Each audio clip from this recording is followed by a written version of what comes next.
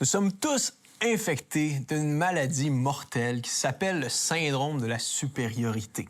On a un radar à détection des bébites des autres, mais on regarde très peu souvent les nôtres. On a un appétit malsain à regarder ce qui va mal chez les autres, au lieu de leur offrir une interprétation gracieuse, de leur offrir le bénéfice du doute. Il semblerait que le verset de Jérémie 17, 9 est vraiment vrai et confirmé par notre expérience. Le cœur humain est tortueux par-dessus tout et il est méchant. Qui peut le connaître? Même nous avons de la misère à connaître pour de vrai notre propre cœur. Jésus a débarqué sur la scène de l'histoire. Pendant 3 ans et demi, il a passé beaucoup de temps à enseigner les foules et à enseigner ses disciples sur une éthique supérieure, une éthique de l'amour, une éthique de la grâce envers le prochain. Et on peut imaginer que pendant ces 3 ans et demi d'enseignement, Jésus a déversé plusieurs vérités incroyables aux oreilles de ses disciples. Mais la dernière chose que Jésus voulait, c'est que ses disciples récupèrent cette connaissance et en deviennent, face à cette connaissance-là, un sujet pour détruire les autres, pour rabaisser les autres, pour s'enorgueillir par rapport aux autres, pour mieux déceler qu'est-ce qui ne va pas dans la vie des autres.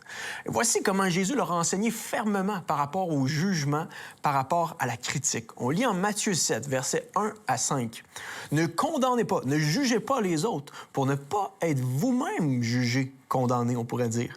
Car vous serez condamné vous-même de la manière dont vous aurez condamné autrui. Et on vous appliquera la mesure dont vous serez servi pour mesurer les autres. Pourquoi vois-tu les grains de sciure dans l'œil de ton frère alors que tu ne remarques pas la poutre qui est dans le tien? Comment oses-tu dire à ton frère, « Laisse-moi enlever cette sciure de ton œil, alors qu'il y a une poutre dans le tien? » Hypocrite, Jésus leur dit. Commence donc par retirer la poutre de ton œil, alors tu verras assez clair pour peut-être ôter la sciure de l'œil de ton frère. Qu'est-ce que Jésus veut dire par ici? Est-ce qu'on doit laisser abandonner toute forme de jugement envers les autres, envers nos frères, envers nos sœurs, envers nos prochains, envers nos voisins, envers notre famille? Je pense pas que c'est comme ça que Jésus nous l'enseignerait aujourd'hui. Je pense pas que Jésus est en train de dire « Ne faites aucun jugement moral, n'ayez aucun esprit critique, ne dites pas à personne quoi faire ou comment vivre, vive et laissez vivre. » Non. Parce que le même gars qui enseigne ça ici, quelques chapitres plus loin, va insulter et critiquer fortement des gens. Il va traiter ses opposants de chiens et de porcs. Et c'est les mots tels quels que Jésus a employés. Et il va dire à ses disciples d'avoir le même regard envers ces gens-là, ces hypocrites religieux qui se présentent être du camp de Dieu, mais qui, au fond, imposent de lourds fardeaux sur les gens et ne suivent même pas eux-mêmes Dieu. Donc, Jésus ne semble pas être contre le jugement moral. On peut même lire en 1 Thessaloniciens, versets 21-22 du chapitre 5, « Examinez toutes choses, retenez ce qui est bon, abstenez-vous de toute espèce de mal. » C'est un mandat de l'être humain, du chrétien, de regarder ce qui est bon, regarder ce qui est mauvais et de s'abstenir de ce qui est mauvais. Je pense que ce que Jésus veut dire principalement par rapport au jugement, c'est nous porter à réfléchir sur l'attitude de juge que nous pouvons avoir envers les autres. Vous savez, quand on se pense pour le juge qui a le droit de coller toutes les shots, de critiquer tout ce qui bouge autour de nous, de se faire le juge ultime sur la vie de notre prochain, Jésus est en train de dire « Attention, vous ne voyez pas tous les contextes. Vous ne jugez pas, vous ne sondez pas les cœurs des autres. Faites attention, parce qu'il n'y a qu'un seul législateur et juge. » On peut lire en Jacques 4,12. C'est celui qui peut sauver et perdre. Mais toi là, du haut, tes 5-6 pieds, là, t'es qui, toi, qui juge le prochain? Notre point de vue est limité, mais celui de Dieu est illimité. Lui seul, ultimement, peut juger les cœurs, sonder les reins et les cœurs. Donc, l'avertissement de Jésus consiste à dire attention à porter un jugement hâtif, prématuré et moralisateur qui impose une lourde morale sur l'autre. Un théologien que j'aime bien, J.C. Ryle, va l'expliquer dans ces mots. Il dit ce que notre Seigneur veut condamner, c'est un esprit chicanier, un empressement à blâmer les autres pour les délits insignifiants et des questions sans importance, une attitude à porter des jugements irréfléchis et hâtifs, une disposition à amplifier les erreurs et les défauts de notre prochain et ne voir que ce qu'il y a de pire en eux. En fait, je parie que souvent, ce qui est péché, c'est même pas tant notre jugement qu'on porte envers les autres, c'est l'attitude de cœur qui accompagne notre jugement. Rivalité, sensation, soif de chicane, soif de confrontation, convoitise, jalousie, partialité, une visée destructrice plus que constructrice. Jésus n'est pas en train de dire effectivement, si tu vois une petite sciure dans l'œuvre de ton frère, enlève-la pas. Non, non. Parfois, en tant qu'être humain, en tant que chrétien, on se donne nos défauts et c'est une bonne chose. Mais ce qui veut dire, c'est attention, si tu enlèves la sciure de ton frère, assure-toi que toi, il n'y a pas un tronc d'arbre dans ton autre œil. Si souvent, on ressemble à ça, hein? On est là autour de nous, puis on voit les gens, puis d'un œil, on a notre 2 par 6 qui est là, nos défauts, nos péchés, nos erreurs. Et là, on est là, puis on essaie de regarder les cure-dents dans la vie des autres. On est là, puis, hey, toi, il y a ça qui va pas. Hey, chérie, t'as-tu vu ce qu'il fait? Non. Ah, t'as-tu. Puis on critique comme ça, mais on n'est pas en train de regarder qu'est-ce qu'il y a dans notre propre cœur. C'est l'avertissement de Jésus ici. Commence donc par te sonder. Avant de pointer du doigt, là, rappelle-toi qu'il y en a 3 qui regardent vers toi quand tu pointes quelqu'un. Rappelle-toi là, que d'abord et avant tout, tu auras à rendre compte de ta vie, de tes agissements devant ton Créateur. Jésus décelait l'ironie de la chose, hein? Sans pitié envers les autres, mais aucune conscience de notre état.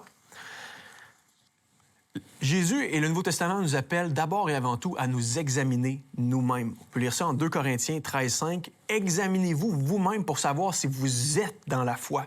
Éprouvez-vous vous-même. » Que chacun s'éprouve soi-même. Et je pense que c'est un bon exercice d'avoir ces 2 réflexes spirituels qui viennent rapidement dans notre cœur. D'abord, Seigneur, fais-moi voir mon cœur, sonde mon cœur et permets-moi de voir, oui, la laideur de mon cœur. Permets-moi de voir mes péchés pour que je puisse m'en repentir, m'en détourner et courir vers la vérité, courir vers toi. Et deuxièmement, Seigneur, aide-moi à offrir la grâce aux autres. La grâce que Jésus leur offre au fond. Je suis qui pour aller mépriser, aller juger les autres que Jésus est venu sauver sur cette croix? Le chrétien offre une interprétation charitable envers les autres. Jésus ne dit pas qu'on doit jamais critiquer ou même exhorter les autres, mais on leur offre d'abord et avant tout le bénéfice du doute. On les excuse. N'est-ce pas que l'amour couvre une multitude de fautes? Donc, laissez Dieu nous sonder et parfois même laisser les autres nous sonder. C'est un exercice hautement spirituel que demander à nos amis, à nos prochains, à notre épouse, même à nos enfants. Qu'est-ce qui ne va pas chez moi?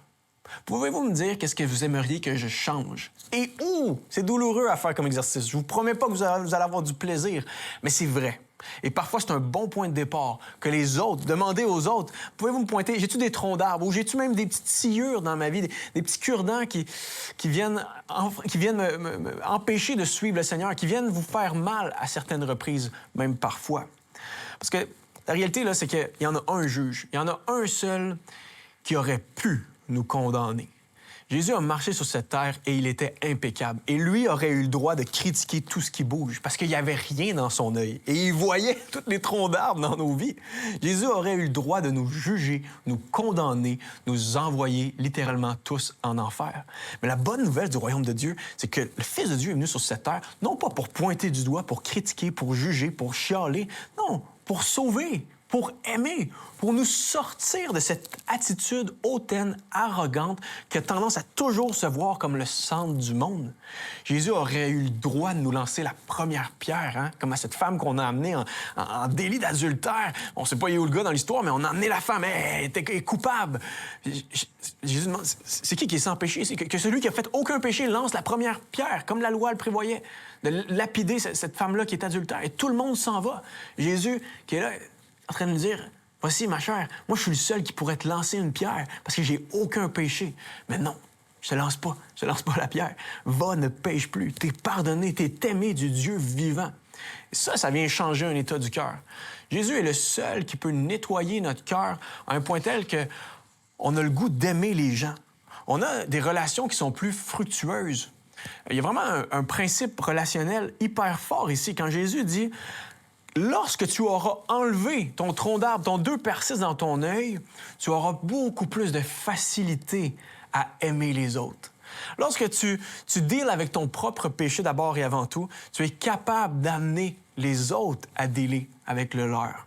Donc, je vous invite, repentez-vous de vos troncs d'arbres. Laissez aller vos troncs d'arbres. Détournez-vous des cure-dents de la vie des autres. Mais examinez vos troncs d'arbres. Amenez-les aux pieds du Seigneur. Courez vers lui. Il est gracieux. Il ne condamne pas. Il ne juge pas. Au contraire, il sauve. Vous avez des questions ou des commentaires sur ce que vous venez d'entendre? Contactez-nous par téléphone ou réagissez sur les médias sociaux.